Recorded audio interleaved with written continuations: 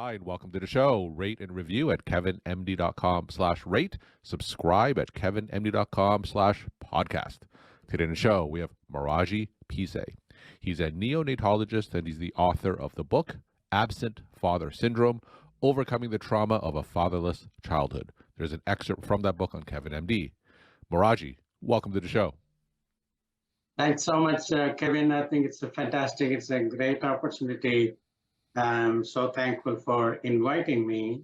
Well, thank you so much for joining me today. Now, we're going to talk about your book in a little bit, but just first off, briefly share your story and journey to where you are today. Yeah, I'm a physician and I'm a pediatrician. And then I did a specialty in neonatology. I take care of the tiny premature babies. I've been a neonatologist for more than 2 decades now. I'm a faculty at Georgetown University, and I am an inventor. I have a few patents, a lot of medical devices, and I've written books. So you're a neonatologist. You mentioned that you have a lot of patents with medical devices. You've a prolific author, written so many books. Why is it important to have so many of these interests outside of what you primarily do in clinical medicine? I know, I think that's a good question, because just yesterday I gave a talk to the medical students that they should be thinking outside box. You know, the medical students are so bogged down by their enormous subject, because the basic science is exponentially growing so much, and they have been given so much of subject, they get overwhelmed, they get so anxious, and they have no way of thinking outside the box. And I think yesterday I gave a talk to them. I said, you need to vent yourself outside the box. It frees you up, and it gives you a different way of looking at the problem, stress that you're facing. And they loved it. I think the dean was also there. I said, Dr. Peesay, this is fantastic. I think all students should learn the lateral thinking. You know, the vertical thinking we do, policies, protocols, and strict things that we do in medicine, they are very important. But I think the vertical thinking really makes them, frees them up. I think it relaxes too. The creativity is a fantastic thing. Now, for those medical students or early career physicians who may be listening to that, how can they think outside the box? Because like you said, there's just so much to learn, especially in clinical medicine. You have very little time to do anything else. So what are some pieces of advice that you could share with them on how they can do things outside of the box? Right. That's exactly, I showed them the examples of my devices, how it came up when I was doing clinical work, when I was talking to the nurses, when I was talking to my colleagues. And it's a habit, basically. Lateral thinking is a habit, and you had to develop it, and it takes months and years to get into it. Once you get into it, it becomes a habit to you, and it really relieves you from the stress which you're going through. The feeling that you did something new that will make a difference to the patient itself relaxes you and unburdens the stress that you're going through the subject matter. And the same subject matter that you're facing, stress becomes enjoyable. And they start enjoying, oh my God. So that's what, and you learn a lot during that creativity process, whether that is patentable or not, it doesn't matter. That creative process, you learn a lot of your interest. And that's how the passion also develops. And one of your examples of lateral thinking is, of course, writing books. One of your books on KevinMD is titled Absent Father Syndrome, Overcoming the Trauma of a Fatherless Childhood. Now, tell me the background of this book. How did this book come together? When my father passed away, suddenly I started feeling that vacuum, that emptiness. And I said, oh my God, what is this? This is much more than, in addition to my father's death, that this vacuum was very disturbing to me. And I started thinking about this, I started researching into it, and as I found very interesting phenomenon. And then suddenly it's like a Pandora box, it opened. I said, oh my God, this is a huge problem. This is not only a community problem, it's a state and national, international problem. And once I started looking into this statistical data, I said, oh my goodness, it's a big issue. And then as a neonatologist, when I attend my deliveries, I started seeing that, every second and third mother is no father. And then looked into research data. There was a clear data that presence of father in the delivery room, just by presence, decreases the maternal complications, prenatal, natal, postnatal. I said, wow. So that's kind of motivated me to look into this thing. And I said, I should be bring this up and it should make it as a therapy also. So tell us some of the reasons, the underlying causes why so many children grow up without fathers. So I think if I looked into the data itself, it seems evolutionarily fathers played a big role in the brain development and humanity in general, it seems, because of the father, father presence. This is like 10,000 years ago when father was dominating, taking the role. And the 6,000 years, around 6,000, when we started settling down as a families and forming, and then that role, there was some equality of, it seems, of mother and father role, but father was started dominating. And that role really changed, over the course of last 2,000 years, World War I and II. And before that, there was Roman history where paterfamilias, I said, oh my God, this is very interesting. The paterfamilias, they had a total authority on these children and the wife too. And as a neonatologist, I read the history that when the baby is born in the Roman family, the baby has to be taken and put on the feet of the father.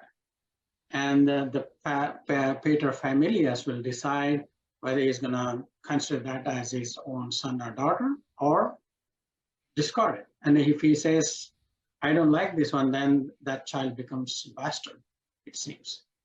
Sorry for that word, but that's what they said. And those are the days. I know some of those paterfamilias used to kill those children too. But I think Augustus seems to have stopped that, it seems, in history. So I think from there, World War I and II, I think World War II kind of in US, they went through this PTSD of war, all these men, and they had a very different way of stressful life. Their role was different, their aggression was different. And the children felt that. I think they had to suffer that effect of those war on the pair of fathers, especially. And a lot of them lost their fathers. And there was the impact of fatherhood on those times. So the data is very compelling. I did a lot of research. Then I realized that there's a role to play as a physician to bring this topic to the largest, not only to the obstetricians and neonatologists, but to the general population too. What are some of the main effects of children who Yeah, grew up without fathers? and the boys, the research has shown that, especially teenage boys, when they lose the father, the study has shown this voice breaking is delayed. They become less manly, and they cling to the mother. They become very insecure. So there is a interesting effect of the father that has shown, it's a meta-analysis of the data really shown that this is an independent risk factor of absent father. And then also in girls, a lot of things affecting girls. As a teenager, the study has shown that they start looking for a boyfriend early on, they have early sex, they become pregnant early, then they choose the boyfriend much older. That means they're looking for the father figure in them. So they keep looking for the father figure. They end up having earlier sex. And the study has also shown that they reach menarche early. So there's some kind of very intrigued mechanism built in when they lose that father figure, as a protective. They become very low self-esteem and depression. They're prone for drugs. And the National Father Initiative data has shown that, especially in boys, almost 780% chances of them, the boys go for guns and drugs. Hmm. And majority of these incarcerated people, they don't have influence of father, as a partial absent of father or total absent of father. And I think almost 2 million minority children, they have their father incarcerated. and that has a big impact. So I think the teenagers affects biologically, even if fathers, a lot of fathers can, just divorce, separated, or they just died because of cancer or some other reason, accident, something reason, not because they wanted to go, but the unfortunate thing happens. In all those situations, I think some study has shown that even the telomeres of the chromosome, they shrink. Mm.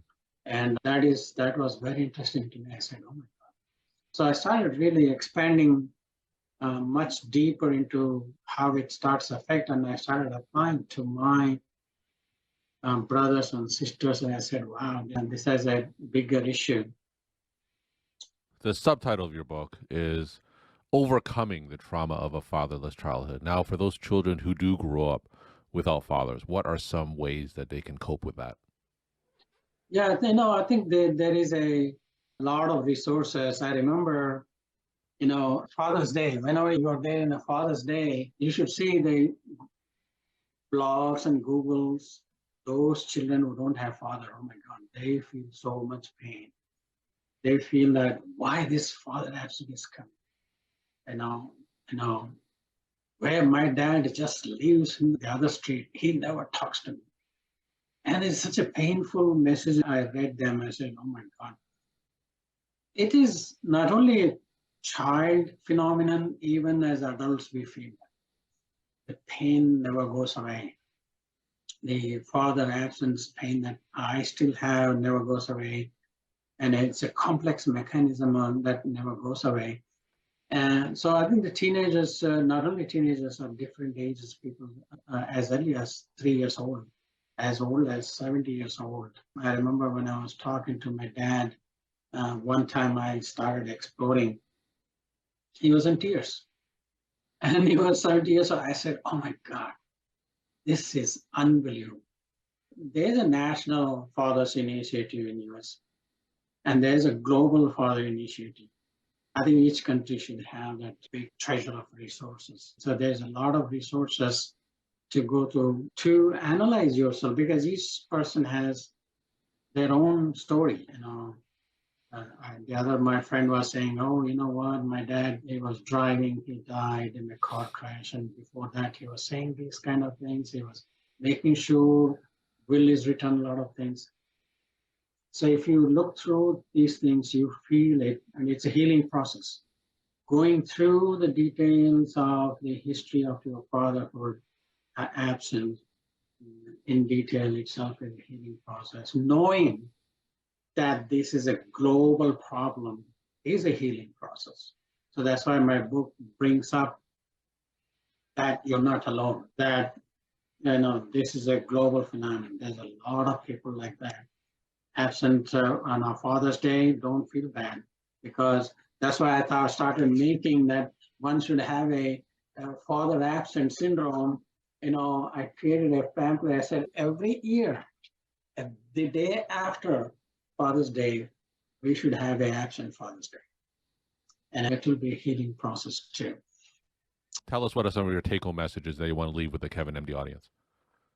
I think the take-home message is that they have to be open to it and accept it, and then that there is an absent father syndrome, as the book says. A syndrome means multiple things are involved, and just like a syndrome that we have, heart problem, lung problem, brain problem, everything is involved. So in an absent father syndrome, you have a psychological, emotional, physical element, and genetic. A lot of things are involved, and I think we had to accept that. That fine, my father was absent because of these reasons, and look into that detail and put yourself into their shoes and see what is happening, and go back to your past and accept it and let it go. And once you accept it, the letting go happens. If you don't accept it, letting go never happens. So accept it wholeheartedly. Feel the pain. Don't reject it. And share that with your people. Know that this is a global problem. It's a social problem. UNESCO, WHO, they are worried this is the biggest social problem around the world. And especially if there's artificial insemination, a lot of things are happening. They're worried that fatherhood is going to go extinct. Accepting is a start of the healing process. Knowing that this is one can heal from it, and once you heal from it, you'll be a different person. And I think my book gives that opportunity. It gives a big picture and takes you into a personal life story, my life story, and then gives some insight with the other people how to heal. Sure. Raji, thank you so much for sharing your time and insight. Thanks again for being on the show. All right. Thanks, Kevin. Thanks so much for the opportunity.